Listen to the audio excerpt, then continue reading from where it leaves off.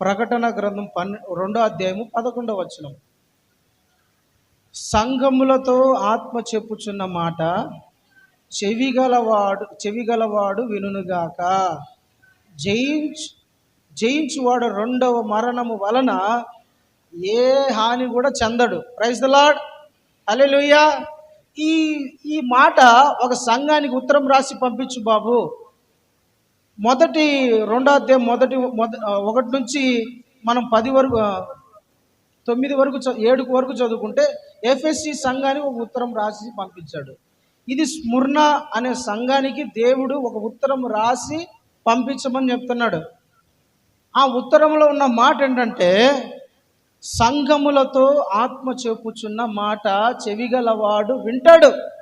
చెవులంటే ఏంటి? ఈ చెవులు కాదు, మనకు పై కనబడే చెవులు కాదు, వీటితో అన్నీ వింటాడు. చెవిగలవాడు ఆత్మ చెప్పు సంగతులు వినుగాక. అంటే ఈ చెవులు కాదు, ఆత్మ చెవులు ఉంటాయి, ఆత్మ నేత్రములు ఉంటాయి, ఆత్మ మనసు ఉంటుంది. అట్లనే ఆత్మ సంబంధమైన చెవులు ఉంటాయి. ఈ చెవులతో వినేవాళ్ళు ఏం చేస్తారంటే పెద్దగా పట్టించుకోరు.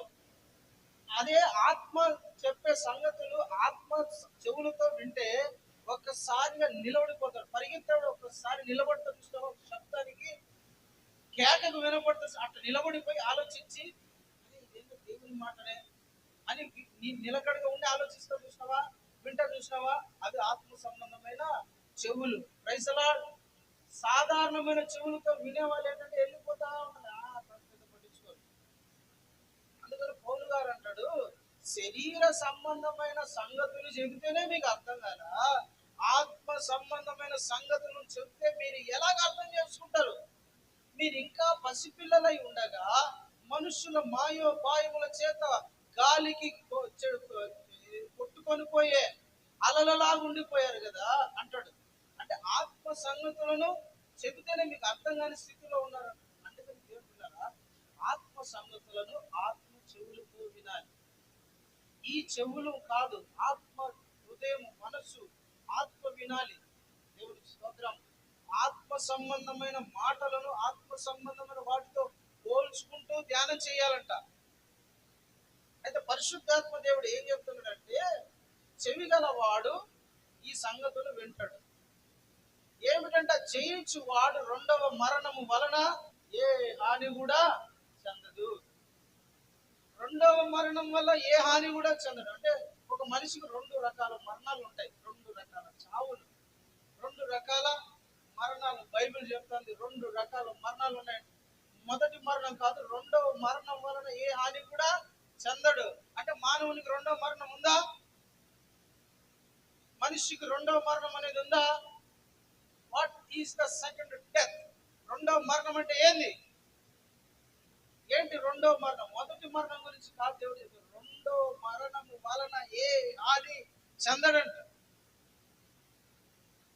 ఒక మనిషికి 2 రకాల మరణాలు ఉంటాయి. బైబిల్ చెప్తుంది 2 రకాల మరణాలు ఉన్నాయి, చావులు ఉన్నాయి. మొదటి మరణం గురించి కాదు ప్రభు చెప్పేది. రెండవ మరణము వలన ఏ హాని కూడా, అతనికి ఏం కాదు, ఏ అపాయం కాదు, క్షేమంగా ఉంటాడు, ఆరోగ్యంగా ఉంటాడు, నెమ్మదిగా ఉంటాడు, సుఖంగా ఉంటాడు, సంతోషంగా ఉంటారు, ప్రశాంతంగా ఉంటారు, విశ్రాంతి అనుభవిస్తారు, క్షేమమును అనుభవిస్తారు. భూమి మీద ఏవైతే పోగొట్టుకున్నారో అవన్నీ కూడా అనుభవిస్తారు. ఎప్పుడు? జయించిన వాడు. రెండవ మరణం వల్ల ఏ హాని కూడా చెందడు. Praise the lord. అసలు మొదటి మరణం ఏంటి? బైబిల్ చెప్తుంది, ఎఫెసీ పత్రిక 2:1 రాయబడింది ఏంటంటే, మొదటి మరణం గురించి ఇక్కడ రాయబడింది ఏంటంటే, ఎఫెసీ పత్రిక 2:1 చదవండి అన్న. మీ అపరాధముల చేతను పాపముల చేతను మీరు చచ్చిన వారై ఉండగా ఆయన మిమ్మల్ని క్రీస్తుతో కూడా బ్రతికించను. చాలమ్మా, హల్లెలూయా. ఇది మొదటి మరణం. ఏంటా మరణం అంటే, ఇది మొదటి మరణం. అంటే దేవునికి ఎడబాటు, పాప సంబంధమైన జీవితంలో ఉన్న ప్రతి ఒక్కరు కూడా మొదటి మరణంలో ఉన్నారు. అంటే మొదటగా చనిపోయిన వారు మృతులు. ప్రభు అయిన యేసు క్రీస్తు నందు విశ్వాసం ఉంచని, బాప్తిస్మం పొందని, ప్రభు రక్తంతో కడగబడని ప్రతి ఒక్కరు కూడా మరణపు స్థితిలో మరణంలోనే ఉన్నారట, మృతులై ఉన్నారని ఉంటది అక్కడ రాయబడిన మాట. మృతులంట ఎవరు? ప్రభు అయిన యేసు క్రీస్తు నందు విశ్వాసం ఉంచని ప్రతి ఒక్కరు కూడా మృతులే. మరణపు మొదటి మరణంలో ఉన్నారు. దేవుని బిడ్డ ఆత్మీయంగా చనిపోయి ఉన్నారు, ఆత్మలో చనిపోయి ఉన్నారు. అంటే ఎందుకు చనిపోయినారు పాస్టర్ అనొచ్చు. కింద మాట రాయబడి ఉంటది, మీరు ఈ లోక మర్యాదల చొప్పున నడుచుకున్నారు, వాళ్ళ ఇష్టం వచ్చినట్టు బ్రతికారు, మీకు ఇష్టం వచ్చినట్టు జీవించారు, మీ ఇష్టం వచ్చినట్టు నడుచుకున్నారు. కాబట్టి మీ అపరాధములే మిమ్మల్ని దేవునికి వ్యతిరేకంగా చేసి మిమ్మల్ని ఆత్మీయంగా చంపేసేది. మరణించారు మీరు. Praise the Lord. అంటే మొదటి మరణం ఏంటంటే ఆత్మీయంగా చనిపోయారు. ఆత్మీయంగా ఆత్మ సంబంధంగా మృతులు అంట. కొంతమంది మంచి మంచి పనులు చేస్తూ ఉంటారు. మేము బాగా బ్రతికినాం, మేము చక్కగా బ్రతికినాం, మేము ఏ కీడు చేయలా, మేము ఏ తప్పు చేయలా, మేము అందరికి దాన ధర్మాలు చేశాం, అందరికి అన్ని పంచిపెట్టాం, అందరికి అన్ని సక్రమం ఉన్నాం. అయినప్పటికీ ప్రభు దృష్టిలో వాళ్ళు మరణించిన వాళ్ళే, మృతులైన వాళ్ళే. మృతులైన వాళ్ళే. మనిషి ఎన్ని మంచి కార్యాలు చేసినా, మనిషి ఎంత నీతిగా బ్రతికినా, ఎంత బాగా బ్రతికినా కూడా దేవుని దృష్టి కంటే మానవుడు ఎట్లా కనపడతారంట? మురికి గుడ్డల వంటి వాడుగా కనపడతాడు. ఉంటది మానవుని నీతి దేవుని దృష్టికి మురికి గుడ్డల వంటివి. ఏదో ఒక చోట ఎప్పుడో ఒకసారి మనిషి దేవుని దృష్టికి అపరాధిగానే కనపడతాడు, దేవుని దృష్టికి పాపం చేసిన వ్యక్తిగానే కనపడతాడు. వాళ్ళంతా దేవుని దృష్టిలో ఎవరయ్యా అంటే మరణించిన వారని దేవుని వాక్యం చెబుతారు. అది మొదటి ఆత్మ సంబంధమైన చావు, ఆత్మ సంబంధమైన మరణం, ఆత్మీయంగా చనిపోయిన వాళ్ళు. రెండవ మరణం ఉంది. అదేమిటంటే ఈ శరీరము నుండి ఆత్మ వేరైపోవట. ఇప్పుడు మనం మరణం చూస్తున్నాం కదా, ఇప్పుడు అందరు భూమి మీద చనిపోయే వ్యక్తులందరినీ మనం చూస్తున్నాం కదా, అది రెండవ మరణం. ఏ మరణము? రెండవ మరణం, రెండవ చావు. మొదటి మరణమేమో ఆత్మీయ స్థితిలో మరణించడం. రెండవ మరణమేమో శరీరకంగా చనిపోవడం. శరీరకంగా ఈ శరీరాన్ని ఆత్మ వదిలిపెట్టి వెళ్ళిపోవడము రెండవ మరణం. అయితే మొదట చనిపోయినట్టు చూసినావా? ఆత్మీయ స్థితిలో చనిపోయిన వ్యక్తి ఉన్నట్టు చూసినావా? అతడు బ్రతికే అవకాశం ఉంది, అతను జీవించే అవకాశం ఉంది, తర్వాత అతను మేలు పొందే అవకాశం ఉంది. రెండో మరణం పొందిన వారికి మేలు పొందే అవకాశము, కీడు మేలు చేసే అవకాశం ఉండదు. మొదటి మరణం పొందిన వాళ్ళకు ఉంటది. ఆత్మీయ స్థితిలో చనిపోయినట్టు చూస్తారా, వాళ్ళకు ఉంటది. నా వైపు చూస్తానండి, బైబిల్ మళ్ళీ చదువుకోండి, రాసుకోండి, ఇంటికి పోయి నీట్గా మళ్ళీ చదవండి. మొదటి మరణం అంటే ఆత్మీయంగా చనిపోయినట్టు చూస్తారా, వాళ్ళకు ఒక అవకాశం ఉంది మరలా బ్రతికి పద్ధతిగా, నీతిగా, యథార్థంగా, పవిత్రంగా బ్రతకడానికి ఒక అవకాశం ఉంది. రెండో మరణం ఉంటుంది చూసినావా, వాళ్ళకు అవకాశం లేదు. ఒకటే అవకాశం ఏంటంటే ఆత్మీయ స్థితిలో ఎవరైతే చనిపోయారో వాళ్ళని దేవుడు మరలా బ్రతికించి బాగు చేసి వాళ్ళు పరిశుద్ధంగా బ్రతికే అవకాశం ఉంటుంది. రెండవ మరణానికి వల్ల అవకాశం లేదు, మొదటి మరణానికి ఉంది. చూడండి మళ్ళీ ఎఫెసీ పత్రిక 2 ఒకసారి బాగా చదవండి. చూడండి, మీరు అపరాధముల చేత, మీ పాపముల చేత మీరు చచ్చిన వారై ఉండగా ఆయన మిమ్మును, ఎవరైనా మన తండ్రి ఆయన మిమ్మును క్రీస్తుతో కూడా లేపెను, బ్రతికించెను. ఎవరిని? ఆత్మీయ స్థితిలో చనిపోయినట్టు చూసారా? అంటే ప్రభు అయిన యేసు క్రీస్తు మీద విశ్వాసం ఉంచక అన్య జనులుగా ఉన్న మనల్ని మరలా ప్రభు బ్రతికించాడంట. ఎప్పుడు బ్రతికించాడు? మనం ప్రభు నమ్మల, ప్రభు మీద విశ్వాసం ఉంచాల, అన్య జనులుగానే ఉన్నాము. యేసు ఎవరో తెలియదు మనకు, మనం ఎట్లా పడతాడో బ్రతుకుతున్నాము. మనం దేవుని దృష్టికి ఎట్లా కనపడతాం తెలుసు? లాగా కనపడుతుంది. చనిపోయిన వ్యక్తులలాగా మనము కనపడతాం. దేవుడు అన్యజనులు చూసినా, ప్రభు రక్తంతో కడగబడని వాళ్ళని చూసినా, తండ్రి అయిన దేవుని కనుదృష్టికి మనుషులు ఎలా కనపడతారు? మృతులలాగా కనపడతారు, చనిపోయిన వ్యక్తులలాగా కనపడతారు. అయితే వీళ్ళు బ్రతికే అవకాశం ఉంది. మరణించిన వాళ్ళు బ్రతికే అవకాశం ఉంది. ఎప్పుడు ఎప్పుడు ఎక్కడ ఎలా? 7వ వచనం ఒకసారి చదవండి. క్రీస్తు మనలను ఆయనతో కూడా లేపి పరలోకమందు కూర్చుండబెట్టను. మీరు విశ్వాసము ద్వారా కృపచేత రక్షించబడిన వారు. ఇది మీ వలన కలిగినది కాదు, ఇది దేవుని వరమే. ఏమిట వరం? చనిపోయిన మనల్ని తిరిగి బ్రతికించడమే గొప్ప వరం మనుషులకు. దేవుని దగ్గర నుంచి మనకి ఏదైనా ఒక గొప్ప వరం వచ్చిందంటే, మనలను ఆయన జ్ఞాపకం చేసుకుని, మనలను ఆయన ప్రేమించి, మన కోసం ఆయన భూమి మీదకి మనిషిగా దిగి వచ్చి మన కోసం ప్రాణం పెట్టి తిరిగి లేచి మనల్ని బ్రతికించినట్టు చూసినావా? అది దేవుని గొప్ప వరం. దేవునికి స్తోత్రం. హల్లెలూయా, హల్లెలూయా. మనము ప్రభు సువార్త విని, యేసు క్రీస్తుని గురించి విని, ఆయన మీద విశ్వాసం ఉంచినప్పుడు మనము బ్రతికాం. మనము చావు నుండి తప్పించుకున్నాం, మరణములో నుండి జీవము లేకొచ్చాం.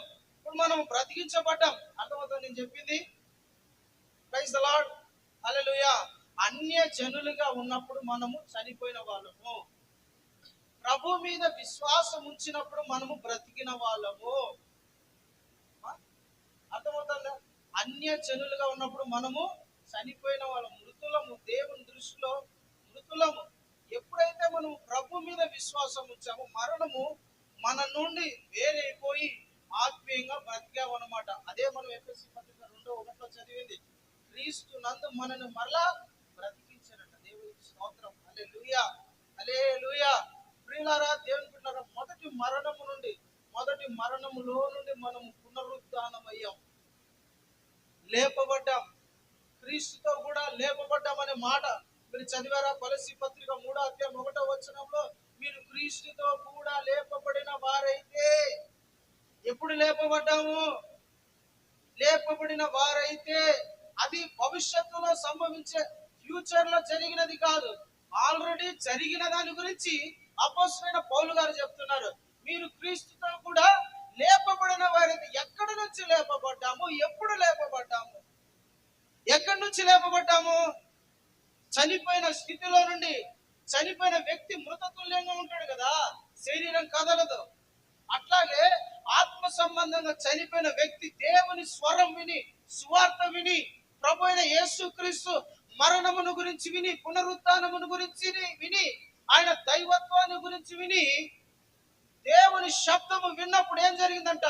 మనలో జీవం వచ్చింది. ప్రైజ్ ది లార్డ్, హల్లెలూయా. మనలోకి జీవం వచ్చి చనిపోయిన, మరణించిన ఈ మనసు, ఈ లేదంటే ఆత్మ బ్రతికింది. ప్రభు అయిన యేసునందు విశ్వాసం వచ్చిన ప్రతి ఒక్కరు కూడా బ్రతికారు, ఆత్మీయంగా బ్రతికారు, ఆత్మ సంబంధంగా బ్రతికారు. యోహాను సువార్త 5:24 చదువున్నాను. యోహాను సువార్త 5:24 నా మాట విని నన్ను పంపిన వాని యందు విశ్వాసముంచువాడు నిత్య జీవము కలవాడు. వాడు తీర్పులోనికి రాక మరణములో నుండి జీవములోకి దాటి ఉన్నాడు. హల్లెలూయా, హల్లెలూయా. ఎక్కడి నుంచి ఎక్కడికి దాటాడంట? మరణములో నుండి జీవములోకి దాటాడంట. ఎప్పుడు దాటాడు? మనకు ప్రభు మీద విశ్వాసం. అసలు యేసు ప్రభువుని నమ్మితే మనకు వచ్చేది ఏంది? యేసు ప్రభువుని నమ్మితే నీకేందయ్యా వస్తుంది? ఆయన సువార్త విన్నావు, ఆయన మరణం గురించి విన్నావు, ఆయన పునరుద్ధానం గురించి విన్నావు, ఆయన బ్రతుకుని గురించి విన్నావు. ఇంత చక్కగా బ్రతకాలి, ఇంత నీతిగా. ఎందుకయ్యా? ప్రభు నమ్మితే వచ్చేది ఏంది? పెద్ద బిల్డింగ్లు, కార్లు, బంగ్లాలు, ఆస్తులు, మంచి పెళ్లి, మంచి వీటిగా ప్రభు మీద విశ్వాసం ఉంటే జరిగేదంటే మరణములో నుండి జీవంలోకి దాటేశాడు. ఆత్మ సంబంధమైన మరణంలో నుంచి ఒక మనిషి లేపబడ్డాడు.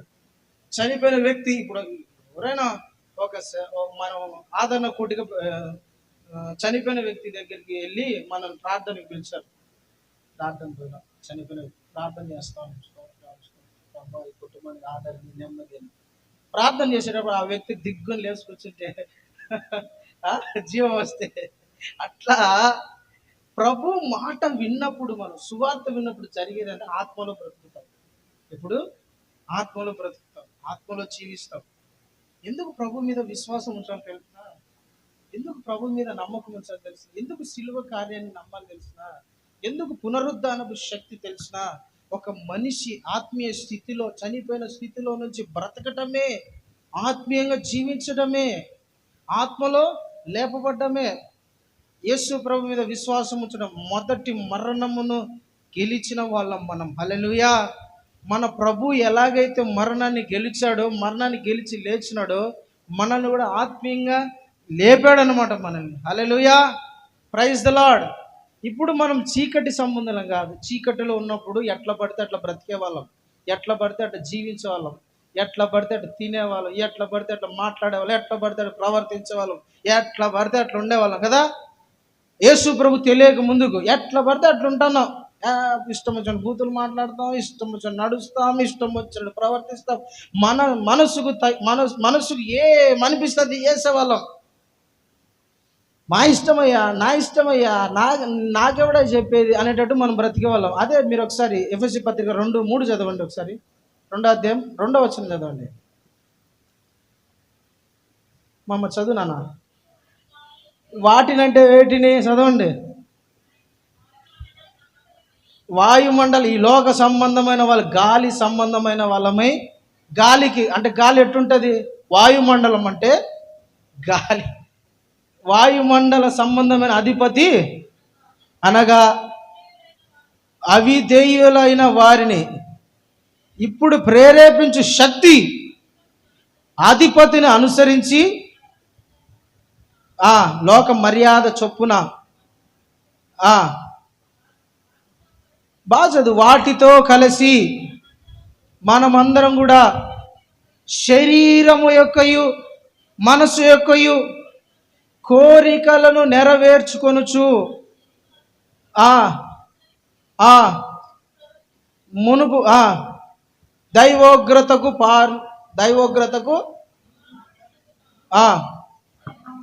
ఏంది బైబిల్ చదవడం కూడా రాదా? హల్లెలూయా, హల్లెలూయా. బాగా చదవాలి, బైబిల్ బాగా చదవడం నేర్చుకోండి.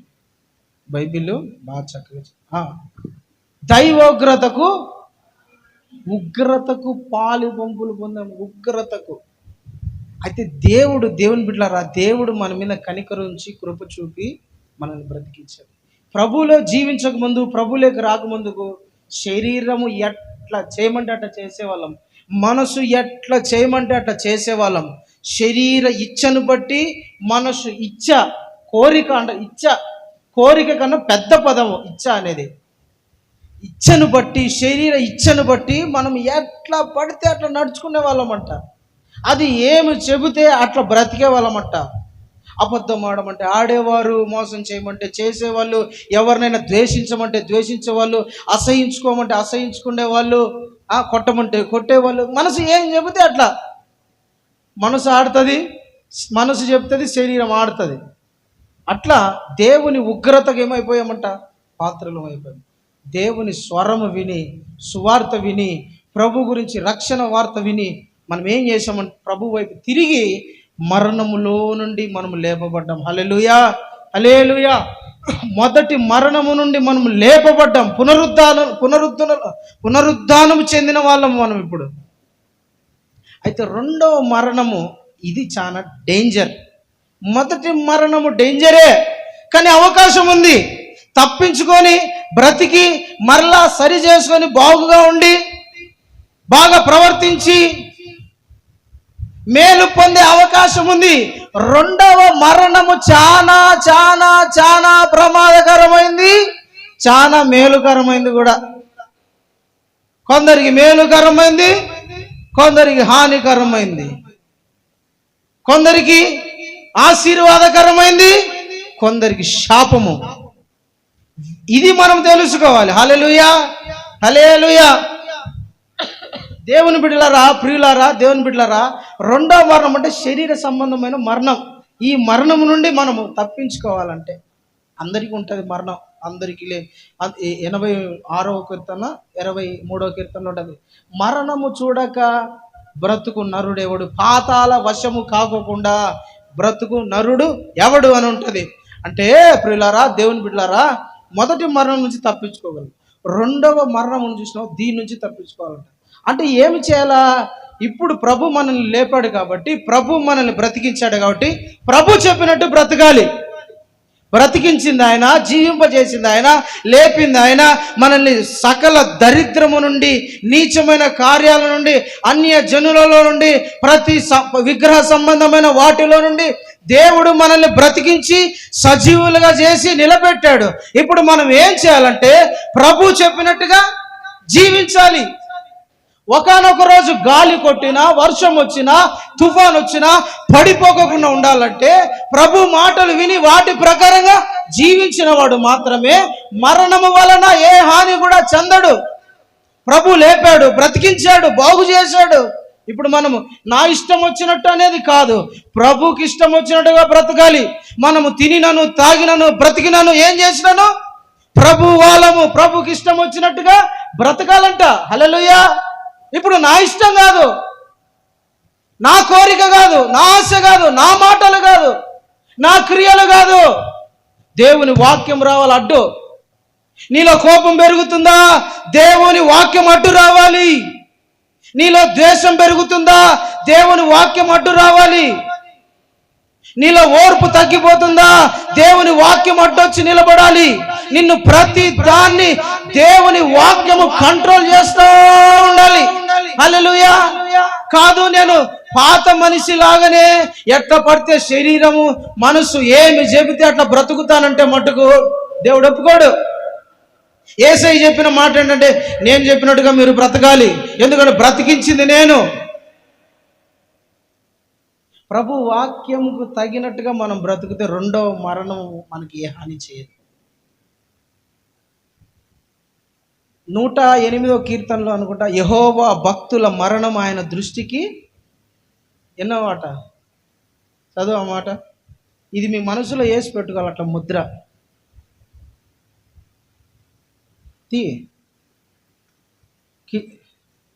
అది నేను చెప్పిన మాట ఉంటుంది. ఇక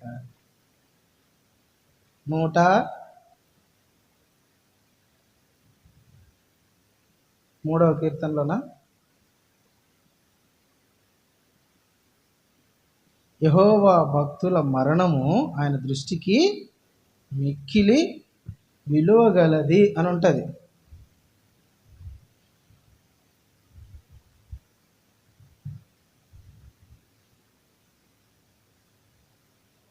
నూట 16వ కీర్తన 15, అంతే కదా.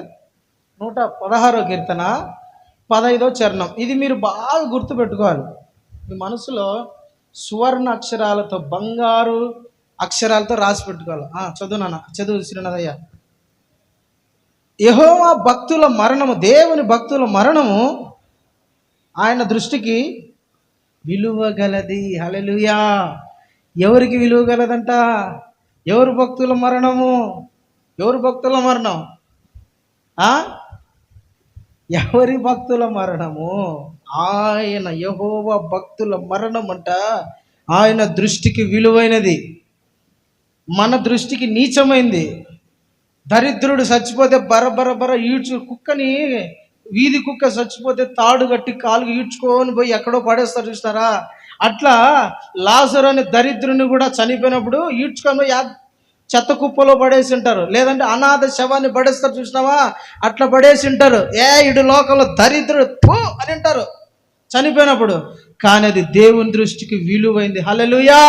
ఎందుకంటే తాను దేవుని ఇష్ట ప్రకారంగా బ్రతికాడు. ధనవంతుడు ఉంటాడు చూసినావా? వాడు నరకములో అగ్నిలో పడినప్పుడు అబ్రహాం ఒక మాట అంటాడు, నాన్న నీవు జీవించినంత కాలము నీ ఇష్టం వచ్చినట్టుగా బ్రతికినావు అన్నాడా? ఆ మాట గుర్తుపెట్టుకున్నారా? నీవు భూమి మీద బ్రతికినంత కాలం కూడా నీకు ఇష్టం వచ్చినట్టు బ్రతుకున్నావు బాబు, నీకు ఇష్టం వచ్చినట్టు జీవించావు, నా ఇష్టం అన్నావు, ఎవరేం చెప్పినా కూడా నా ఇష్టం అన్నావు, నాదే చెల్లాలన్నావు. కాబట్టి నువ్వు వీడికి వచ్చి పట్టావు. వాడు లాజరు చూడు, లోకంలో ఉన్నప్పుడు దరిద్రంగానే బ్రతికాడు. వాడు వాని ఇష్టం వచ్చినట్టు బ్రతకలా, దేవునికి నచ్చినట్టు బ్రతికాడు, దేవుని వాక్య ప్రకారంగా బ్రతికాడు, దేవుని వాక్యాన్ని ఆధారం చేసుకొని బ్రతికాడు. వాడు ఇప్పుడు చూడు సుఖం అనుభవిస్తున్నాడు, నువ్వేమో దరిద్రం వేదన అనుభవిస్తున్నాడు, నెమ్మది అనుభవిస్తున్నాడు, ఇక్కడేమో ప్రశాంతత అనుభవిస్తున్నాడు. మనల్ని ప్రభు బ్రతికి, అది సాదృశ్యం కాదు, అది నిజంగా జరిగిన స్టోరీ.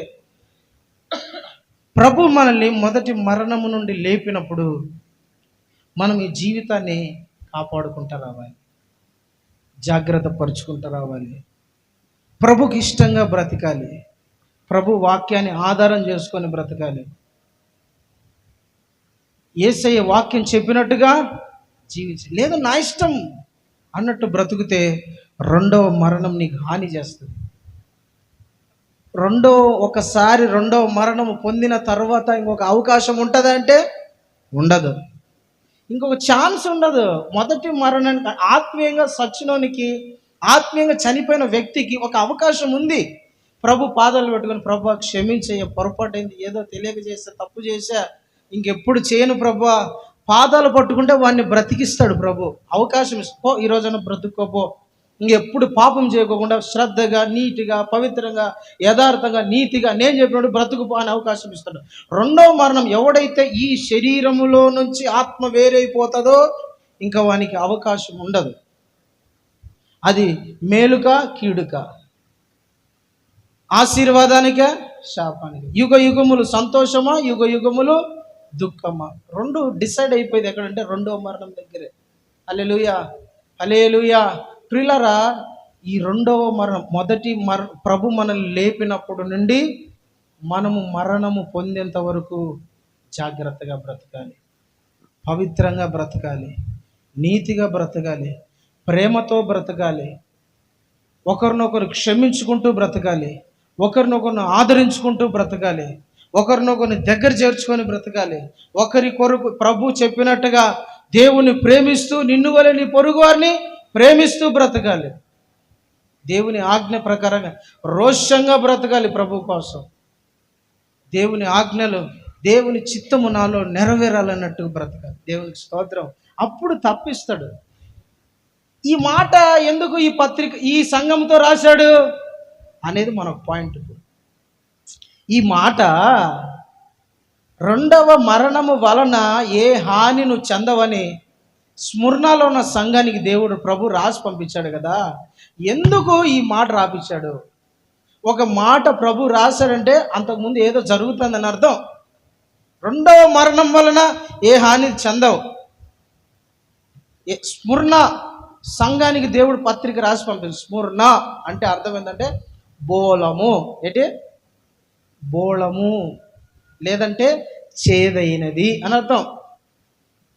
రోమా సామ్రాజ్యంలో స్ముర్ణ అనే పట్టణము చాలా వ్యాపార సంబంధమైన పట్టణం, బాగా బిజినెస్ ఏరియా. ఇంకోటి ఏంటంటే బాగా ప్రజలు ఎక్కువగా ఉండే ప్రదేశం అది. ప్రజలు ఎక్కువగా ఉంటారు, జనాభా ఎక్కువ కలిగిన ప్రదేశం. మన భారతదేశంలో ఎక్కువగా జనాలు ఉండే రాష్ట్రం ఏది? ఉత్తరప్రదేశ్ కదా, అదే కదా.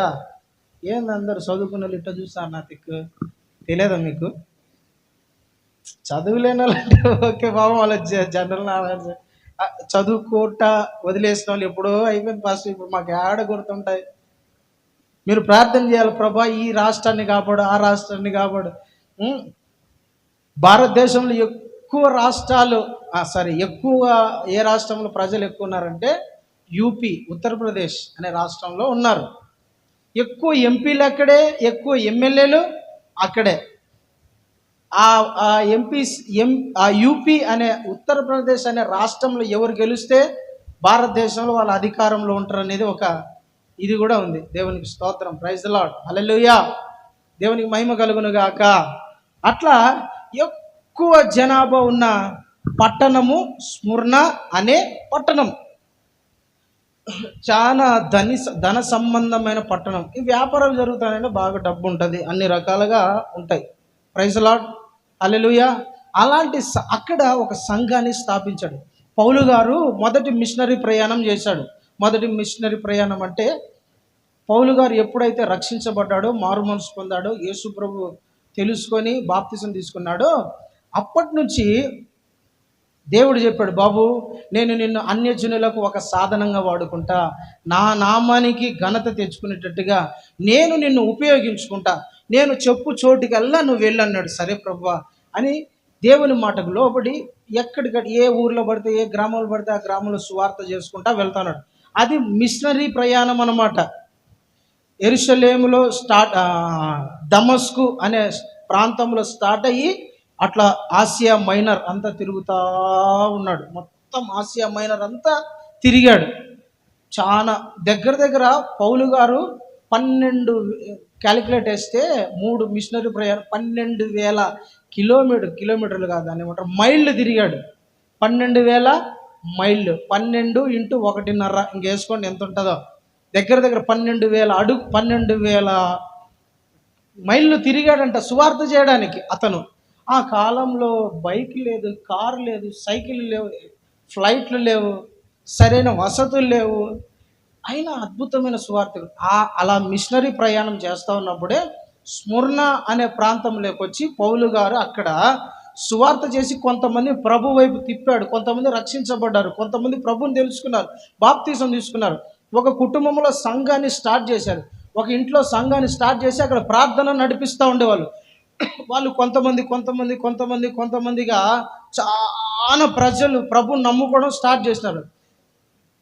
చరిత్ర ప్రకారం ఏంటంటే 3 భాగంలో ఒక భాగం క్రైస్తవులు అయిపోయారంట. స్ముర్ణ అనే పట్టణంలో 3 భాగాలు ఉంటే ఒక భాగం క్రైస్తవులు. అంటే దేవుని సువార్త అంతగా వ్యాపించింది స్ముర్ణలో. ప్రభు గురించి సాక్ష్యము, సువార్త విని చాలామంది ప్రభు వైపు తిరిగిన వాళ్ళు, రక్షణ పొందిన వాళ్ళు, బాప్తిసం పొందిన వాళ్ళు, పరిశుద్ధాత్మను పొందిన వాళ్ళు, ప్రభులో నిలకడగా ఉండేవాళ్ళు చాలామంది విస్తరించిపోయారు ఆ దేశంలో, స్ముర్ణ అనే దేశంలో. దేవునికి స్తోత్రం కలుగును గాక. హల్లెలూయా, హల్లెలూయా. అయితే ఆ దేశంలో ఉండే ఒక ఆచారం ఉంది. ఏంటంటే రోమా సామ్రాజ్యంలో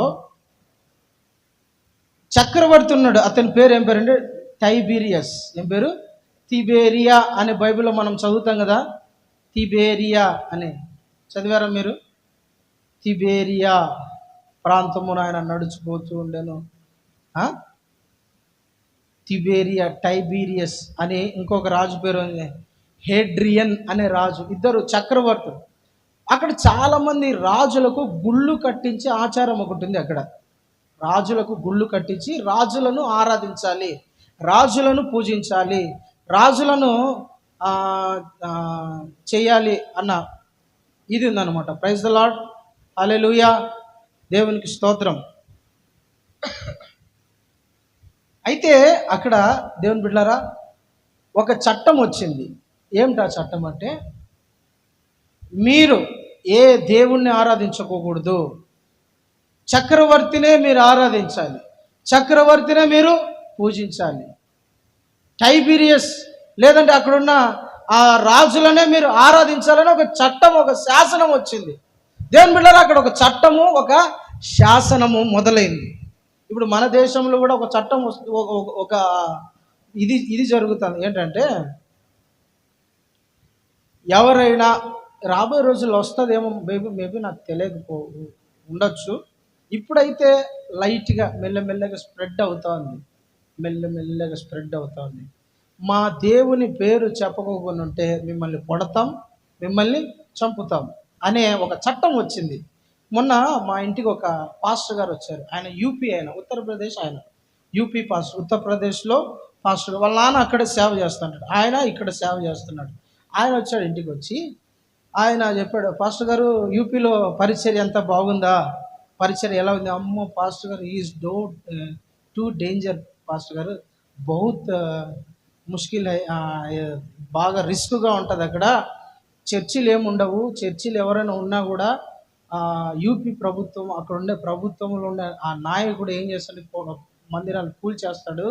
ఎవరైనా బయట సభలు పెట్టుకోవడానికి వీలు ఉండదు. రహస్యంగా ఇళ్ళల్లో కూర్చొని ప్రార్థన చేసుకోవచ్చు, ఒక ఇంట్లో ప్రార్థన నడిపించుకోవచ్చు. దానికైతే ఏం ఆటంకం లేదు. కానీ సువార్త ప్రకటించిన మందిరాలున్నా వాళ్ళను కూల్చేస్తారు, కొడతారు, అవసరమైతే చంపేస్తారు. కఠినంగా ఉంటుంది పాస్టర్ గారు. ఆంధ్రాలో బాగుంది అని చెప్పాడు. అక్కడ కూడా ఈ స్ముర్ణ అనే ప్రాంతంలో ఒక చట్టం వచ్చింది. రాజుని తప్ప, చక్రవర్తిని తప్ప ఎవరు ఏ దేవుళ్ళను ఆరాధించకూడదు అని ఒక చట్టం ఒకటి రిలీజ్ అయింది ఆ దేశంలో. అందరూ కూడా రాజే దేవుడు, చక్రవర్తే దేవుడు, సీజరే మాకు దేవుడు, సీజరే మాకు రాజు. యూదులు కూడా అన్నారు కదా, యూదులు కూడా యేసుప్రభుని సిలువ వేసేటప్పుడు పొంతి పిలాతు దగ్గరికి యేసుప్రభు నిలబెట్టినప్పుడు, ఇదిగో మీ యూదుల రాజు, ఇదిగో మీకు రాజు, ఇదిగో ఈయన రాజు అంట కదా, మీ అందరికి రాజు అంట కదా. మాకు రాజు ఆయన కాదు, మాకెవరు రాజు? కైసరే మాకు రాజు. కైసర్ అంటే కైసరే మాకు రాజు, ఈయన మాకు రాజు కాదు. యూదులంతా ఒకటే కేక సిలువ వేసేటప్పుడు, తీర్పు తీర్చేటప్పుడు, ఈయన మాకు రాజు కాదండి, కైసరే మాకు రాజు, మాకు ఈయన రాజు కాదు. అట్లనే అక్కడ ఒక చట్టం వచ్చింది. ఈ రాజును తప్ప ఎవరైనా నమస్కరించినా, పూజించినా, ఎవరైనా గుళ్ళకైనా వాళ్ళను చంపేస్తాం, వాళ్ళ ఆస్తులను జప్తు చేస్తాం, వాళ్ళ ఉద్యోగాలు తీసేస్తాం, వాళ్ళకున్న డబ్బును, వాళ్ళకున్న అన్నిటిని తొలగిస్తామని చెప్పారు. ఒకసారి ప్రకటన గ్రంథం 2వ అధ్యాయము 7వ వచనాన్ని చదవండి, 7 చదవండి.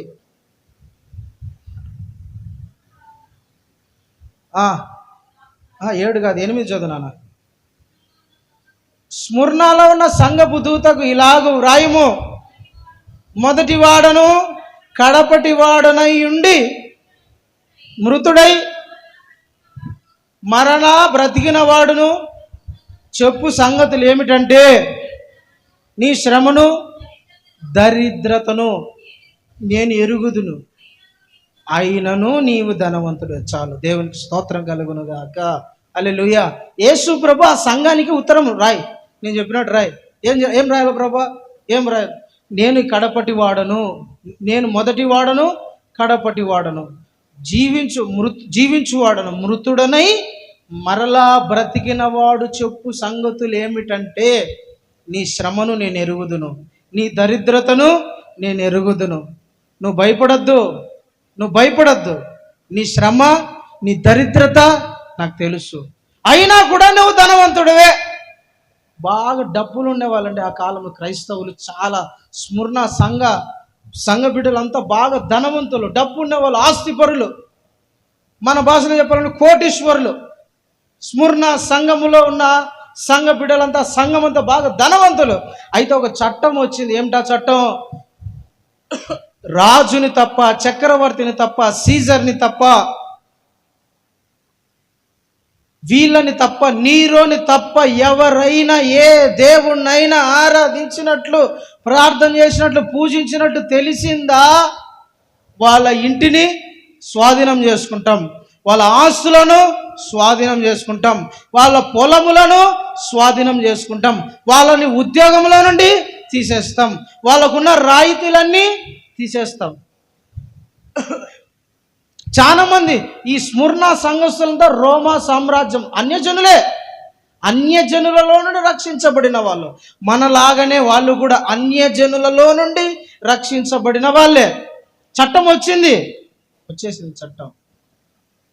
కానీ సంఘం అంతా ఒకటే నిర్ణయించుకుంది, ఒకటే విశ్వాసం, ఒకటే సమర్పణ, ఒకటే త్యాగం. ఆస్తి పోయినా పర్వాలే, ఉద్యోగం పోయినా పర్వాలే, ఇండ్లు పోయినా పర్వాలే, డబ్బు పోయినా పర్వాలే, ప్రభు నాకు కావాలి. హల్లెలూయా. ఇవన్నీ పోయినా పర్వాలే, కన్నా నా ప్రభు నాకు కావాలి.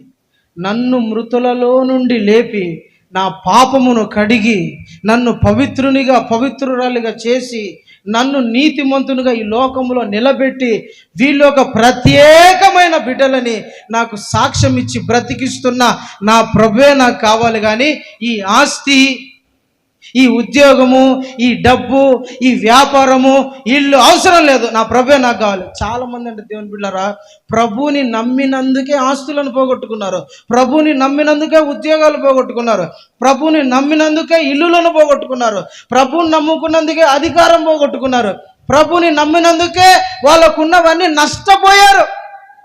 ఈ సంఘం, స్మరణ సంఘం అంతా ప్రభువుని నమ్మినందుకే. అదేంది ప్రభా, నిన్ను నమ్మితే ఇవన్నీ ఏమంటారు, స్టాండర్డ్గా ఉండాలి కదా, నిలబడి ఉండాలి కదా, ఇంకా రెట్టింపు కావాలి కదా, ఇవి పోవడం ఏంటయ్యా, ఇంకా నష్టపోవడం ఏంటి, నిన్ను నమ్మితే ఇంకా మేము సుఖపడాలి, ఆనందించాలి, ఇంకా ఆస్తిపరులు కావాలి, మాకెందుకు ఈ దరిద్రత. ఈ మధ్య హైదరాబాద్ సిటీలో ఒక ఆయన పాస్టర్ సేవ చేస్తా, ఉద్యోగం చేస్తా ఉన్నాడు. అయితే ఎవడో ఒకరు ఉంటారు కదా, గాలికి వెళ్ళే వాళ్ళు, వీళ్ళకి ఏం పర్లే, తాగుడు బోతలను వెళ్ళి పట్టుకోరు వీళ్ళు, దొంగతనం చేసే వాళ్ళను మార్చడానికి ప్రయత్నం చేయరు వీళ్ళు, అబద్ధాలు, మోసములు, ఇట్లాంటి చెడు ప్రవర్తనలో బ్రతికే వాళ్ళ దగ్గరికి వెళ్ళి వీళ్ళు ఏ మంచి మాటలు చెప్పారు, వాళ్ళని మార్చాలన్న ప్రయత్నం ఉండదు. మారుస్తా, దేవుని సువార్త చేస్తా, నీతిగా బ్రతుకుతా, ఒకరి మీద ఆధారపడుకోకుండా, ఒకరికి కీడు చేయకోకుండా, ఒకరికి నష్టం చేయకోకుండా పవిత్రంగా బ్రతుకుతా ఉంటారు చూసినావా, వాళ్ళ దగ్గరికి వెళ్తారు. ఒక ఉద్యోగం చేసుకునే వ్యక్తి, గవర్నమెంట్ ఎంప్లాయ్, అతని దగ్గరికి వెళ్ళి అతను టీచర్ జాబ్ చేస్తున్నాడు, పైగా సేవ చేస్తున్నాడు. నువ్వు సేవ చేస్తున్నావు ప్లస్ ఉద్యోగం చేస్తున్నావు, 4 చర్చిలు కట్టావంట అని అతని మీద ఒక కేసు ఫైల్ చేశారు, ఉద్యోగంలో నుంచి తీసేయాలి. ఇప్పుడు చెప్పండి, సేవ వద్దంటే విశ్వాసులు పోషిస్తారో లేదో తెలియని పరిస్థితి, సంఘం ఎప్పుడు ఒకటేలాగా ఉంటుందో తెలియదు, నమ్మేదానికిలా. ఉద్యోగం అయితే చచ్చిపోయేంత వరకు గ్యారెంటీ ఉంటుంది, ఉద్యోగం నుండి చనిపోయిన పిల్లలకు వస్తుంది, రిటైర్డ్ అయినా పెన్షన్ వస్తుంది, వెల్ సెటిల్డ్ అవ్వచ్చు ఉద్యోగం ఉంటే కదా, అవునా కాదా? విశ్వాసులు పోషిస్తారు అన్న నమ్మకం లేదు, కానీ ఉద్యోగం అయితే రిటైర్డ్ అయ్యేంత వరకు ఉంటుంది, మళ్ళీ పెన్షన్ వస్తుంది, మళ్ళీ రిటైర్డ్ అయినాక బాగుంటుంది వస్తుంది. కానీ దేవుని బిడ్డలారా, నాకు ఉద్యోగం అవసరం లేదు, ప్రభు సేవే కావాలి. హల్లెలూయా. అట్లా ఒకరు కాదండి, మీకు తెలియదు కానీ చాలామంది నష్టపోయారు. స్మరణ సంఘం ప్రభు కొరకు నిలబడిన సంఘం. నాకు నా ప్రభువే కావాలి, నాకు ఉద్యోగం పక్కన పెట్టు, డబ్బు పక్కన పెట్టు, ఆస్తులు పక్కన పెట్టు, అంతస్తులు పక్కన పెట్టు, నాకు నా ప్రభువే కావాలి. వాళ్ళు ఐశ్వర్యవంతులు దరిద్రపు స్థితిలోకి వచ్చారంట. ఎవరు? ఐశ్వర్య సంఘం అండి, అది డబ్బున్న సంఘం, బాగా డబ్బున్న సంఘం, అది ఉన్నటువంటి దరిద్రపు స్థితిలోకి వచ్చేసింది, చాలా దయనీయమైన స్థితిలోకి వచ్చేసింది, పేదరికమైన స్థితిలోకి వచ్చేసింది. బాగా డబ్బున్న సంఘం, డబ్బున్న విశ్వాసులు, బాగా ఆస్తులను, పేదరిక స్థితిలోకి వచ్చేసారు. ఎందుకయ్యా నీకు అంత కర్మ? ప్రభు నన్ను బ్రతికించాడు. హల్లెలూయా. ప్రభు కోసం నేను బ్రతుకుతా, చనిపోతా. ప్రభులో ఉన్న ఆ మాధుర్యము, ప్రేమ, ఆ కృప, హల్లెలూయా, అనుభవించిన వాళ్ళు డబ్బును పక్కన పెడతారు, ఉద్యోగాన్ని పక్కన పెడతారు, వ్యాపారాన్ని పక్కన పెడతారు, ఇళ్లను పక్కన పెడతారు, పనులను పక్కన పెడతారు, ఆస్తులను పక్కన పెడతారు, అనారోగ్యాన్ని పక్కన పెడతారు, ప్రభువే నాకు కావాలంటారు. తమకున్న ఆస్తులను కూడా పోగొట్టుకోవడానికి ఇష్టపడతారు. ప్రభువా ఆస్తి, ప్రభువా ఇళ్ళ, ప్రభువా కుటుంబమా అన్న ఏదో ఆ సందర్భం వచ్చినప్పుడు ప్రభువే అన్నట్టుగా నిలబడాలి. హల్లెలూయా. భయంకరమైన శ్రమలు, దరిద్రం. నాకు ఒక అద్భుతమైన మాట ఒకటి ఉంటుంది హెబ్రీ పత్రికలో, నాకు చాలా ఇష్టమైన మాట అది. ఒకసారి హెబ్రీ పత్రిక 10వ అధ్యాయం 34వ వచనం చూడండి. హెబ్రీ పత్రిక 10వ అధ్యాయము 34. ఏలయనగా మీరు ఖైదీలో ఉన్నవారిని కరుణించి మీకు మరీ శ్రేష్టమైనది స్థిరమైనదినైన స్వాస్థ్యం ఉన్నదని ఎరిగి మీ ఆస్తిని కోల్పోవుటకు సంతోషముగా ఒప్పుకున్నారు. ఆస్తులు కోల్పోవడానికి సంతోషంగా ఒప్పుకున్నారంట. దేనికోసం? కొందరు కరుణించబడతారు, కొందరు విడిపించబడతారు, కొందరు కాపాడబడతారు, కొందరు రక్షించబడతారు. ప్రియులారా, ప్రభు కొరకు త్యాగం అయిపోయిన సంఘం, దరిద్రపు స్థితిలోకి వచ్చిన సంఘం, పేదరికంలోకి వచ్చిన సంఘం, అలాంటి సంఘం ప్రభు చెప్తున్నాడు, నీవు దరిద్రత అనుభవిస్తున్నా నా దృష్టిలో నువ్వు ధనవంతుడవే. లోకం దృష్టిలో నువ్వు దరిద్రుడు. అమాయకులు ఇంత పిచ్చోళ్ళు తెలుసా ఇల్లు. ప్రభు కోసం ఎవడైనా ఆస్తి పోగొట్టుకుంటాడా, ఉద్యోగం పోగొట్టుకుంటాడా, ఇల్లు పోగొట్టుకుంటాడా, పొలం పోగొట్టుకుంటాడా, స్టేటస్ పోగొట్టుకుంటాడా, పిచ్చా నీకేమన్నా అన్న వాళ్ళు ఉంటారండి సంఘం దృష్టిలో, ఆ లోకం దృష్టిలో. కానీ దేవుని దృష్టిలో మటుకు నీవు ధనవంతుడవే. హల్లెలూయా, హల్లెలూయా. అయినను నీవు ధనవంతుడవే. శ్రమను తెలుసు, నీ శ్రమ నాకు తెలుసు, నీ దరిద్రపు స్థితి నాకు తెలుసు, నీ పేదరికం తెలుసు, ఆకలి దప్పులు తెలుసు, నువ్వు ఏ స్థితిలో ఉన్నావో తెలుసు. ప్రభువా, నేను పిల్లలకు ఫీజు కూడా కట్టుకోలేని స్థితిలో ఉన్నాను ప్రభువా, తినడానికి తిండి కూడా సరిగ్గా లేని పరిస్థితిలో ఉన్నా ప్రభువా, వైద్యానికి సరిగ్గా ఖర్చు లేదు ప్రభు, వైద్యం కూడా చేయించుకోవాలని దరిద్రపు స్థితిలో ఉన్న ప్రభువా. దేవుడు అంటాడు, అయినను ధనం, ఐ నో ఎవ్రీథింగ్, నాకు అన్ని తెలుసు. ఐ నో యువర్ సిచ్యువేషన్స్ అని ఉంటుంది ఇంగ్లీష్లో. నీ పరిస్థితులు నాకు తెలుసు, నువ్వు ఏ స్థితిలో పడిపోయావు, ఏ స్థితిలో ఉన్నావో నాకు తెలుసు. భయపడవద్దు, నువ్వు అయినా కూడా ధనవంతుడవే. హల్లెలూయా.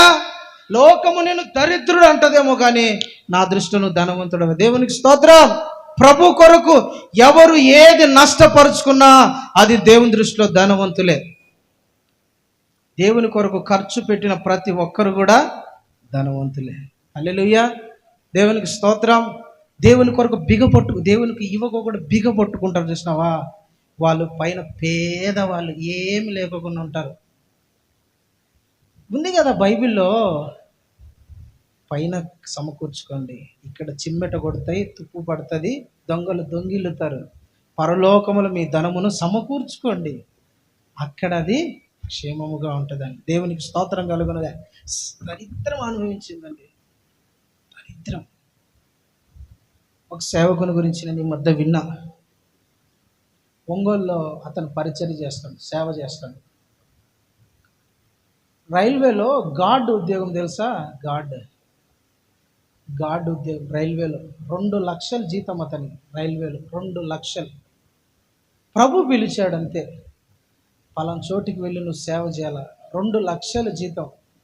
అర్ధాంతరంగా పోయి రిజైన్ చేసేసి ప్రభు దగ్గర, నేను సేవ. పిచ్చోడా, నువ్వేమైనా పిచ్చోను అయ్యేట, ఉద్యోగం చేసుకుంటే సేవ చేయొచ్చు కదా, 2 లక్షల జీతం నీకు. వద్దు, ప్రభు నన్ను పిలిచాడు, వెళ్ళిపోతాను. ఇంకో సందర్భం చెప్తాడు. అన్న తమ్ములకి ఇద్దరికి ల్యాండ్ విషయంలో గొడవ జరిగింది. ల్యాండ్ విషయం, స్థలం విషయంలో ఒక 10 సెంట్ల దగ్గర గొడవ వచ్చింది. తమ్ముడు ప్రభు నమ్మాడు, అన్న ప్రభు నమ్మలే. అన్న, ఈ 10 సెంట్లు నాదేరా, ఈ పొలం నాదేరా అని కొట్లాట జరుగుతుంది. తమ్ముడు చాండోలు ఓపిక పట్టాడు. అన్న, ఎట్లన్నా అన్యాయం చేస్తే ఎట్లన్నా, నాన్న ఇద్దరికి పంచాడు కదా, ఇద్దరికి ఇచ్చాడు కదా, ఇద్దరము సమానంగా ఉందాము, అట్లా చేస్తే ఎట్లా, మోసం చేస్తే ఎట్లా, అది ఇది అని చెప్పాడు. మొత్తం చాలా రచ్చ జరిగింది. చాలా అసలు ఇంకా వీళ్ళు మాట్లాడుకొని బయట బంధువుల దగ్గర కూడా మాట్లాడుకొని ఇంకా అన్య జనుల దగ్గరికి పోతాది ఈ విషయం అన్నప్పుడు తమ్ముడు అన్నని పిలిచి, అన్న ఇటు రాన్న అన్నాడు. ఎరా చెప్పేమో, లేదు కోప్పడకుండా రాన్న. బండి ఎక్కించుకొని డైరెక్ట్గా ఎంఆర్ఓ ఆఫీస్, ఏమంటారు అది, రిజిస్టర్ ఆఫీస్, ఆడి పిలిచిపోయి ఆడ కూర్చోబెట్టుకొని ఇతని పేపర్లన్నీ తీసుకొచ్చి ఆడబెట్టి, మా అన్నకు మనస్ఫూర్తిగా నేను నా ఆస్తిని అంతా రాసిచ్చేస్తున్నా, నాకు 1 సెంటు కూడా అవసరంలే, 5 ఎకరాలు అన్నది, 5 ఎకరాలు నాది, నా 5 ఎకరాలు అన్నకే ఇచ్చేస్తున్నా. భార్య కూడా, నీకు సమ్మతి అయితే నాకు సమ్మతే కదా, సమ్మతితో ఇద్దరు సంతకం పెట్టి అన్నకి ఇచ్చేశారు. కళ్ళు తిరిగి అన్న దడేలని కాళ్ళ మీద పడి, తమ్ముడు నన్ను క్షమించురా, పొరపాటు అయిపోయిందిరా, ఏదో నీ నీ ప్రేమ తెలియక. ఏం లేదన్నా, నీ ప్రేమతోనే రాసిస్తానా, ఈ 5 పెట్టుకోన్నా, నువ్వు బాగుంటే చాలన్నా. ఆస్తును కోల్పోవడానికి కూడా ఇష్టపడతారు కానీ ఆత్మను పోగొట్టుకోవడానికి ఇష్టపడరు. హల్లెలూయా, హల్లెలూయా. వాళ్ళ అన్న రక్షించబడడు 5 సెంట్ల కోసం పోతే. ఆస్తులు పోగొట్టుకున్న వాళ్ళు ఉన్నారండి ప్రభు కోసం. దరిద్రులు అయిపోయిన వాళ్ళు ఉన్నారు ఈ లోకంలో. దరిద్రులు దరిద్రులు అయిపోయిన వాళ్ళు ఉన్నారు. నాకు లేకపోయినా పర్వాలే, ఆ కుటుంబం బాగుంటే చాలు, వాళ్ళు బాగుపడుతుంది అనుకునే వాళ్ళు ఉన్నారండి. అలాంటి శ్రమలు, దరిద్రత అనుభవించిన సంఘము స్ఫూర్ణ సంఘం. దేవునికి స్తోత్రం. దేవుడు ఆ సంఘంతో, నువ్వు ధనవంతుడివే, ధనవంతురాలువే, నువ్వు భయపడద్దు. ప్రభు కొరకు పేదరికం అనుభవించిన సంఘం, డబ్బు అనుభవించిన సంఘం కాదు, నాకు ఇంతుంది అని చెప్పుకున్న సంఘం కాదు, దరిద్రం అన్ని పోగొట్టుకున్న సంఘం అది. ఆ సంఘంతో చెప్తున్నాడు. ఇంకో మాట అన్నాడు, నీ శ్రమను నేను ఎరుగుదును. I know you are sufferings. నీ ప్రాబ్లమ్స్ నాకు తెలుసు, నీ సమస్యలు నాకు తెలుసు, నీ కష్టం నాకు తెలుసు, నువ్వు ఎంత శ్రమ పడుతున్నావో తెలుసు. కింద ఒక మాట అంటాడు మళ్ళా, చదువు ఆ మాట, 9వ వచనం అనుకుంటా. 9 చదువు, 9, 10 చదువు.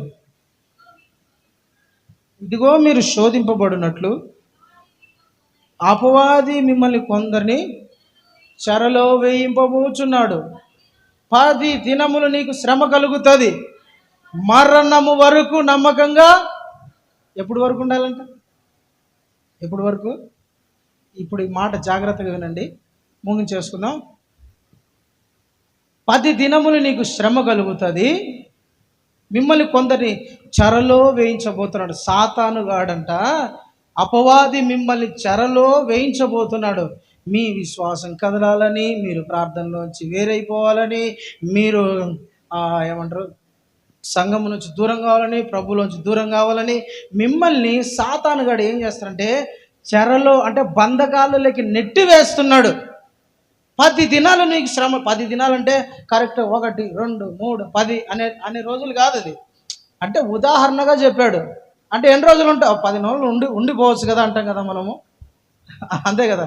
మనం ఫోన్ చేసి, ఏరా బాబు, లే మన బంధువులంతా, ఏం అక్క, ఏం తమ్ముడు, ఒక 10 రోజులు ఉండి, 4 నాళ్ళు ఉండిపోవచ్చు కదా అంట. 4 రోజులు అంటే 4 రోజులేనా? కాదు కదా. ఒక 2 రోజులు, ఒక రోజు, వారం రోజులు, 10 రోజులు పెట్టుకొని మనం పంపిస్తాం కదా. ఒక 4 నాళ్ళు ఉండిపోవచ్చు కదా, ఎవరైనా ఇబ్బందులు ఉన్నప్పుడు. ఎందుకుంటావు, మా ఇంట్లో వచ్చి ఉండు, ఒక 4 నాళ్ళు ఉండు, ఒక 2 నాళ్ళు ఉండు, 3 నాళ్ళు ఉండు అంటాం. 3 నాళ్ళ ముచ్చటి అంటే 3 రోజులనేనా? ఎన్నో సంవత్సరాలని అర్థం. అట్లా ఇక్కడ 10 దినములు నీకు శ్రమ కలగనంటే కొన్ని రోజులు నీకు శ్రమ ఉంటుంది, కొన్ని రోజులు నిన్ను నలుపుతాడు సాతానుడు. ఎట్లంట నలుపుతాడు? మరణం వరకు నమ్మకంగా ఉంది. దేవునికి స్తోత్రం, హల్లెలూయా. ఆ దేశంలో ఆ స్మరణ అనే సంఘానికి ఎదురైన శ్రమలు ఎలాంటి అంటే, ఒకటి, ప్రభువుని నమ్మి వాళ్ళు విశ్వాసం గట్టిగా పట్టుకున్నందుకు ఉద్యోగాలు పోయినాయి, ఆస్తులను పోయినాయి, అంతస్తులు పోయినాయి, పేరు పోయింది, అన్ని పొలాలు ఇలాలు అన్నీ పోయినాయి. దరిద్రపు ఎట్టొచ్చిందో తెలుసా? గృహంలో ఉండిపోయే పరిస్థితి వచ్చింది క్రైస్తవులకు. స్మరణలో ఉన్న సంఘ విశ్వాసాలుగా అలాంటి పరిస్థితి ఎదురైపోయింది. సిచ్యువేషన్ అట్లా వచ్చేసింది. ఇల్లు లేక స్వరంగాలలో ఉండిపోయే సిచ్యువేషను. పెద్ద పెద్ద వాళ్ళకి ఇల్లులు ఇప్పుడు చిన్న పూరి గుడిసెలలో ఉండిపోతున్నారు, డేరాలు కట్టుకొని ఉండిపోతున్నారు. ఏమంటే ప్రభు కోసం. అయినా డేరాలలో ఉండి కూడా, ఇళ్లలో ఉండి కూడా, గృహాలలో ఉండి కూడా, అడవులలో ఉండి కూడా, చెట్ల కింద ఉండి కూడా వీళ్ళు ఏం చేస్తున్నారు? స్తోత్రం ప్రభా, స్తోత్రం ప్రభా, నీకు వందనాలు ఆయన, నువ్వు గొప్ప దేవుడు ప్రభా, మా కోసం మరణించి తిరిగి లేచి పునరుద్ధానుడివై మమ్మల్ని మా పాపములను విడిపించిన వాడు, ఇంత గొప్ప దరిద్రత మాకు వచ్చిన మేము ధన్యులమే, మా కొరకు నువ్వు అనుభవించిన దరిద్రం కన్నా ఇది పెద్ద దరిద్రమేం కాదు ప్రభా. నువ్వు అనుభవించిన దరిద్రం మా కొరకు మమ్మల్ని ధనవంతులుగా నీ రాజ్యములో మమ్మల్ని నిలబెట్టాలని మహిమను వదిలేసావు, ఐశ్వర్యాన్ని వదిలేసావు, కిరీటాన్ని వదిలేసావు, సింహాసనాన్ని వదిలేసావు, పేరును వదిలేసావు, అన్నిటి వదిలేసి మా కోసం దరిద్రుడిగా భూమి మీదకి దిగొచ్చావు కదా. ఈ దరిద్రత కన్నా మా దరిద్రం ఒక లెక్కనే కాదు ప్రభువా అని ప్రభువుని స్తుతించడం వాళ్ళు స్టార్ట్ చేశారంట. దేవునికి స్తోత్రం, హల్లెలూయా. ఈ దరిద్రత కన్నా మా దరిద్రత లెక్కలేకే కాదు. అట్లా ఎవరైనా స్తుతించే వాళ్ళు ఉండారంటే లెక్కలు వేసుకొని చెప్పొచ్చు. కష్టాలలో, శ్రమలలో, బాధలలో, నిందలలో, దరిద్రతలో ఉన్నింది కూడా పోయినప్పుడు ప్రభుని స్తుతించు. నిన్న హాస్పిటల్ పోయా కదా, హైదరాబాద్లో ఉన్నప్పుడు ఒక ఇంత పెద్ద బొట్టు పెట్టుకొని ఒక ఆమె ఈ గాజు నిన్న వేసుకొని నా పక్కన కూర్చొని ఉంది. ఆ బాబు ఏం చేస్తావు నాన్న? నేను ఇట్లా పాస్టర్ గారమ్మా. నాన్న ఏం చేస్తాడు? బాగా డబ్బు ఉన్న వాళ్ళు ఉన్నట్టున్నారు, వాళ్ళు బాగా కారులో వచ్చారు. హాస్పిటల్ సేమ్ బెడ్, పక్కన పక్కన బెడ్డే కూర్చొని మాట్లాడుతూ ఉంది. నాన్న ఎవరంటే నానమ్మ. ఏమైందంటే ఇట్లా ప్రాబ్లం తల్లి, ఇట్లా కన్నులు 2 ప్రాబ్లం ఉన్నాయండి. అవునా? ఏం పాస్టరా?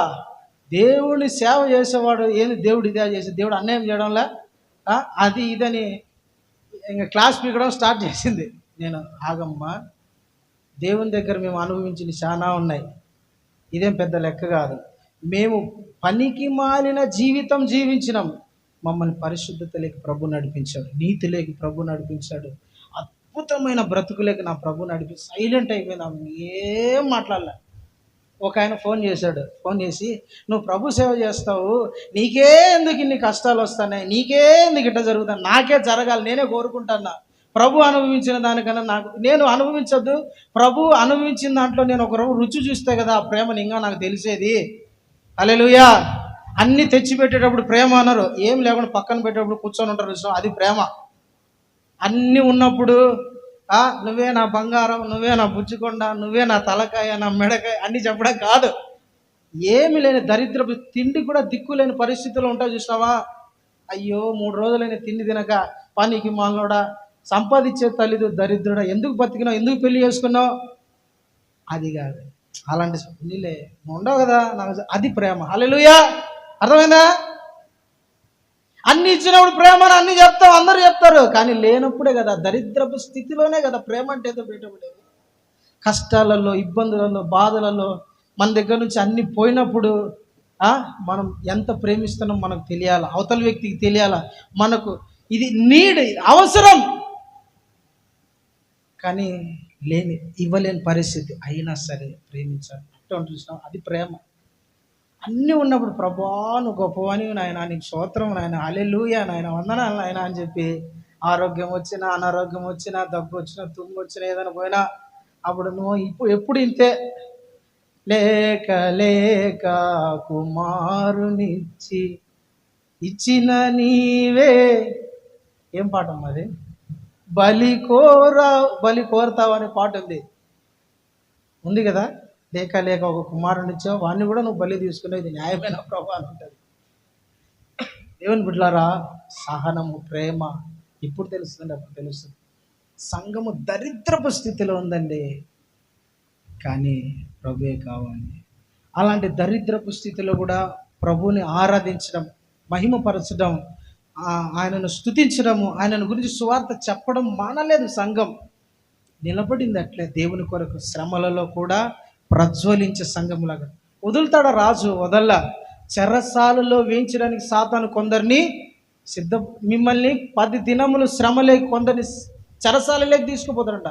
ఆ కాలము ప్రభుని ఆరాధించినందుకు, ప్రభుని దేవునిగా సీజర్, అగస్టస్, సీజర్, నీరో వీళ్ళందరినీ దేవుడు కాదు అన్నందుకు, వాళ్ళను ఆయన కాదు మా దేవుడు, మా ప్రభువే మా దేవుడే, మా యేసయ్యే దేవుడు అన్నందుకు స్ముర్ణ సంఘ విశ్వాసం కొందరిని చెక్క కట్టి, ఆ చెక్కకు మనుషుల్ని కట్టేసి కింద గడ్డి పెట్టి ఆ గడ్డికి మంట పెట్టేసేవాళ్ళు. ఒక చెక్క కట్టేసి ఆ చెక్కకు మనుషుల్ని కట్టేస్తారు, చేతులు కట్టేస్తారు. అంగ విడిపించుకోవడానికి ఉండదు, కింద గడ్డేసి ఆ గడ్డికి నిప్పు పెట్టేసేవాళ్ళు. గడ్డి కాలి సగం మొకాల వరకు కాలిపోతుంది. బాగా వేడిగా ఉన్నప్పుడు కొంచెం ఎక్కువ కాలే వాళ్ళు ఉంటారు. అట్లా హింసించి చంపారంట. ఎవరిని? స్ముర్ణ సంఘ విశ్వాసుల్ని హింసించి, భయంకరమైన హింసలు, మామూలు హింసలు కాదు, భయంకరంగా.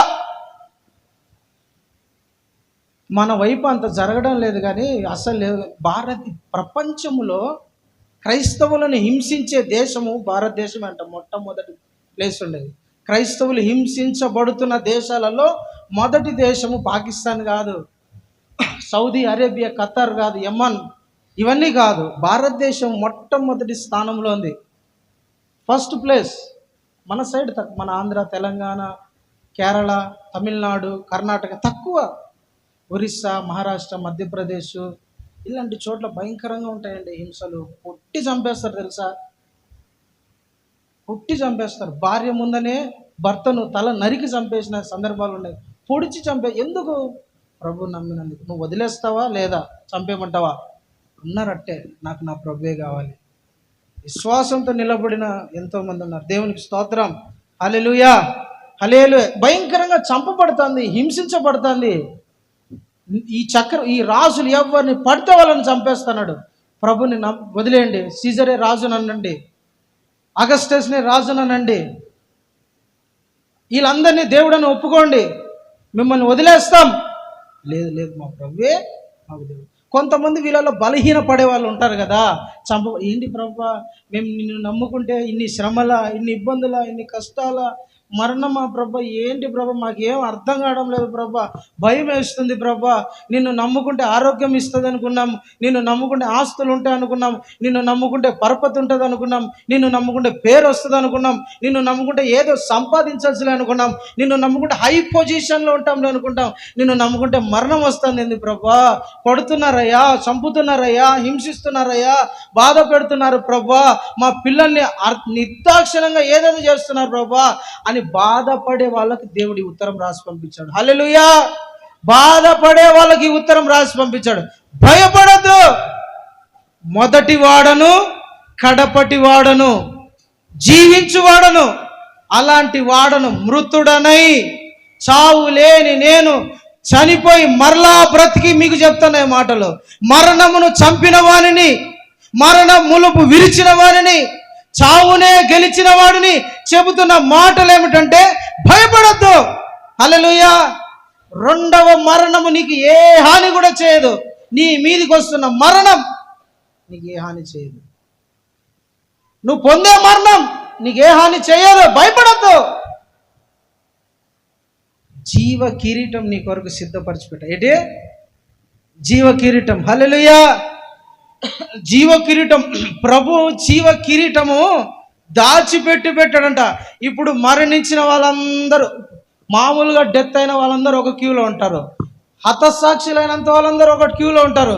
వాళ్ళందరినీ ఒక్కొక్కరిని పిలుస్తా వాళ్ళ మీద దేవుడు జీవ కిరీటాన్ని పెట్టి వాళ్ళని అప్రిషియేట్, పొగిడి, గణపరిచి, వాళ్ళను దేవుడు మహిమపరిచి వాళ్ళని ఒక ఉన్నతమైన స్థానంలో పెడతాడు. దేవునికి స్తోత్రం. హల్లెలూయా. అలాంటి వారితో దేవుడు చెప్తారండి, భయపడొద్దండి, ఈ మరణము మిమ్మల్ని ఏమీ చేయదు, ఈ మరణం మీకు ఏమీ కాదు, ఈ మరణం మీకు హాని చేయదు. ఎందుకంటే మీరు నా మీద విశ్వాసంతో నన్ను నమ్మి నన్ను గట్టిగా పట్టుకొని ఉన్నారు కాబట్టి నేను మీకు ఈ మాటలు చెప్తాను. ఆ మాట చదవండి, ముగించుదాం ఒక్కసారి. 9వ వచనం ఆఖరిలేను అనుకుంటా. ఒకసారి ఆ మాట చదవండి, ముగించుకుందాం. 10 ఇదిగో మీరు శోధింపబడినట్లు అపవాది మీలో కొందరు చెరలో వేయింపబోచున్నాడు. 10 దినములు శ్రమ కలుగును, మరణం వరకు నమ్మకముగా ఉండము, నేను నీకు జీవ కిరీటమును ఇచ్చేదను. అక్కడ మరణం వరకు అనే చోట 1 నుండి ఫుట్ నోట్లో 2 అని ఉంటుంది. ఫుట్ నోట్లో ఏమని ఉంటుంది? ప్రాణ అపాయము వచ్చేంత వరకు నమ్మకంగా ఉండు. అట్లే గట్టిగా పట్టుకో, నేను నీకు జీవ కిరీటం ఇస్తాను. దేవునికి స్తోత్రం. నమ్మకంగా ఉండు, మరణానికి భయపడకు. నిన్ను ఎట్లా చంపినా, నువ్వు ఎట్లా చనిపోయినా మరణానికి భయపడద్దు. అమ్మో నేను చనిపోయినా మరణానికి భయపడద్దు. ఎట్లా చనిపోయినా మరణానికి భయపడవద్దు. నేను మళ్ళా బతికిస్తా, మరలా లేపుతా, మళ్ళా నువ్వు సజీవ లెక్కలేకి వస్తావు, హాని చెందవు. ఆ మరణం నిన్ను ఏమీ చెయ్యదు. ఆ మరణము వలన నీకు ఏమీ కాదు. భయపడద్దు. ఆ మరణం నీకు ఏ హాని కూడా చెయ్యదు. మరణం వరకు నమ్మకంగా అట్ట గట్టిగా నన్ను పట్టుకొని ఉండు చాలు. గట్టిగా పట్టుకొని ఉండు, అలా పట్టుకొని ఉండు.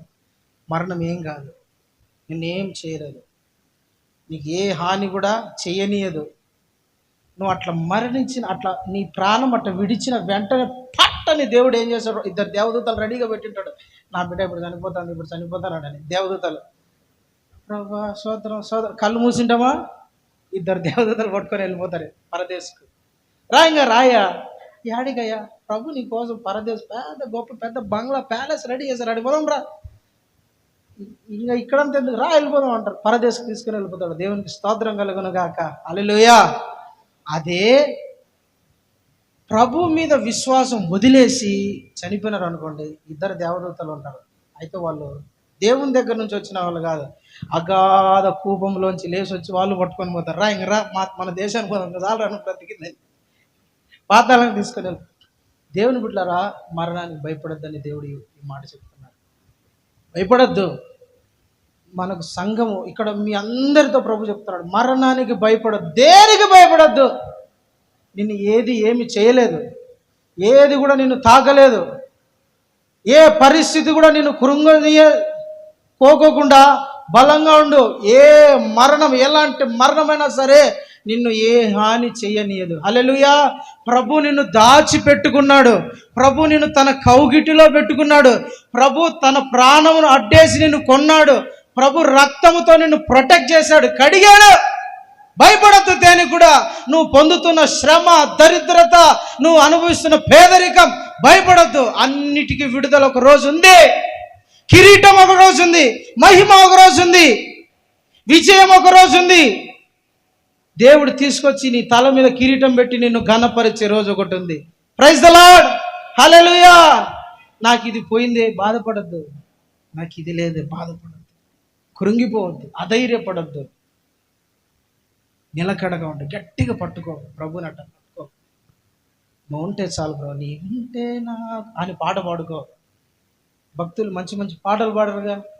ఆస్తులన్నీ పోయినా, అనాథగా మిగిలినా, నీ మాట చాలయ్యా, నీ చూపు చాలయ్యా, నీ తోడు చాలయ్యా, నీ నీడ చాలయ్యా, నీ ఉంటే నాకు చాలు యేసయ్యా, నీ వెంటే నేను ఉంటానే.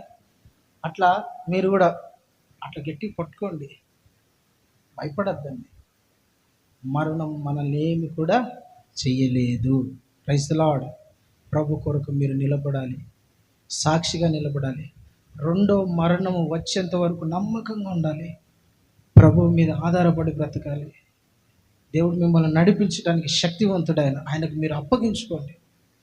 దేవుడు మనకిస్తున్న నిరీక్షణ, ధైర్యం ఇది. ఏమి నిన్ను ఏది చెయ్యదు. దేనికి నువ్వు భయపడాల్సిన అవసరంలా. ఏది నిన్ను కృంగనీది, ఏది నిన్ను మరణంలోకి నిన్ను అపజయంలోకి తీసుకుపోనేది. అన్నీ నీకు విజయమే. దేవుడు నిన్ను గెలిపించడానికి తానే ఓడిపోయాడు. అర్థమైంది మీకు చెప్పడం? మీకు అర్థమైంది ఈ మాట? దేవుడు మనల్ని గెలిపించడానికి తాను ఓటమిలోకి వెళ్ళి మరలా విజయం పొందించాడు. దేవునికి స్తోత్రం కలుగును గాక. నిన్ను కూడా గెలిపించడానికి శక్తివంతుడైన, నిలబెట్టడానికి శక్తివంతుడైన, బ్రతికించడానికి శక్తివంతుడైన, హానికరమైన దానిలోనే తప్పించడానికి శక్తివంతుడైన ఆయన కొరకు నువ్వు సాక్షిగా నిలబడు. ప్రభు మనల్ని అందరినీ బలపరిచి దీవించును గాక. ప్రార్థన చేసుకున్నాను. హల్లెలూయా.